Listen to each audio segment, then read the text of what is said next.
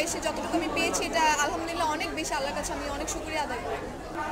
এখন তো দেশ স্বাধীন হয়ে গেছে, তো এখন আমরা যেভাবে চলাফেরা করতেছি আর ওই পুরনো কথা মনে করে আসলে কষ্ট পাওয়ার মতো মোমেন্ট আমি ক্রিয়েট করতে চাচ্ছি না। তবে যেটা ছিল ওই টাইমে খুবই ভয়াবহ ছিল।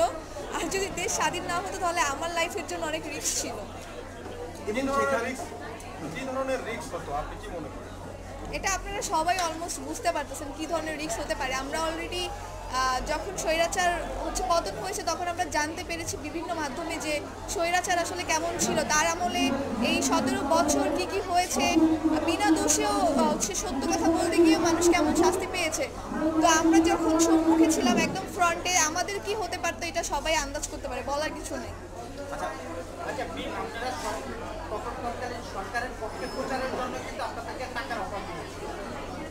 ভাই এটা জানি, এখন এটা সব জায়গায় রিভিল হয়ে গেছে আর এটা অলরেডি দেশ স্বাধীন হয়ে গেছে 1-1.5 মাস। এই সম্পর্কে আর টপিক না তুললেই বেটার। কাজের জায়গা থেকে আপু আপনি অনেক পপুলার, মানে এই ব্যাপারটা কতটা আনন্দ দেয় অডিয়েন্সের, এই যে ভালোবাসা, আপনি একটা জায়গায় গেলে ঘুম দেখে অনেক মানুষ আসে এবং আপনার সঙ্গে সেলফি তুলতে চায়, মানে এই ব্যাপারগুলো কতটা এনজয় করেন এই কিছু? এই যে এখনই তো এনজয় করতেছি যে আমি কালকে একটা অ্যানাউন্স দিয়েছি, সেখানে অনেক মানুষ হয়তো আমার অ্যানাউন্সমেন্টের জন্য আসছে। এটা আমার এইটুকু বয়সে যতটুকু আমি পেয়েছি এটা আলহামদুলিল্লাহ অনেক বেশি আল্লাহর কাছে আমি অনেক শুকরিয়া আদায় করি। ভালো লাগা অনেক বেশি অনেক। আপু এই লক্ষ্যে পৌঁছাইতে গিয়ে আসলে কতটা বাধার সম্মুখীন হতে হয়েছে আপনার?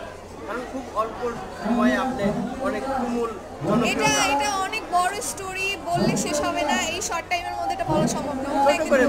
এটা আমি অনেক জায়গায় অলরেডি বলে দিয়েছি, এটা এখন বলতে পারবো না। আচ্ছা, আমাদের মানে মডেলিং যারা করছে, যারা নাটকে কাজ করছে, তাদের স্বপ্ন থাকে সিনেমা করার, মানে ওই স্বপ্নটা আপনার আছে কি?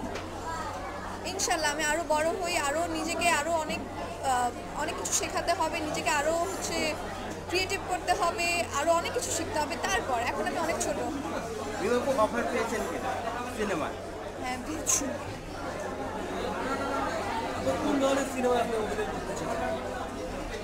আমি আসলে এখন সিনেমা নিয়ে ভাবতেছি না, আমি এখন নাটকে কাজ করতেছি, আস্তে আস্তে মেইন স্ট্রিমের দিকে যাব, তারপর সিনেমা। বহুত দেরি। হ্যাঁ অবশ্যই ইচ্ছা আছে। না এখনো হয়নি, তবে ইনশাল্লাহ হবে। যেই গল্পের মাধ্যমে আমি নিজেকে ভিন্নভাবে তুলে ধরতে পারবো সেই ধরনের গল্প অবশ্যই চুজ করবো। থ্রিলার। অ্যাকশন ভাল লাগে, বাট আমার কাছে থ্রিলার গল্প সবচেয়ে বেশি ভালো লাগে। বাংলাদেশের মানে কোন ধরনের মুভিগুলো এখনকার চলতেছে, যে সিনেমাগুলো বিশ্ববাজারের সাথে আপনিও একসঙ্গে কাজ করতে পারবেন? এই যে লাস্ট যেটা দেখলাম অ্যাকশন মুভি তুফান। আপনার কাছে কেমন লেগেছে শাকিব খানের সিনেমাটা? ভালো, অনেক ভালো। ইভেন আমি রিভিউ দিয়েছি সব জায়গায় যে তুফান ভালো, বেস্ট মুভি। আর রায়হান রাফি ভাইয়ার ফ্যান আমি, সো উনি থাকলে সিনেমাতে ডিফারেন্ট কিছু ঘটবে এটা আশা করি আমি সব সময়।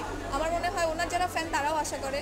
তো ওনার মধ্যে একজন ক্রিয়েটিভ ডিরেক্টর থাকলে সবসময় আমরা এরকম ভালো ভালো মুভি দেখতে পারবো ইনশাল্লাহ।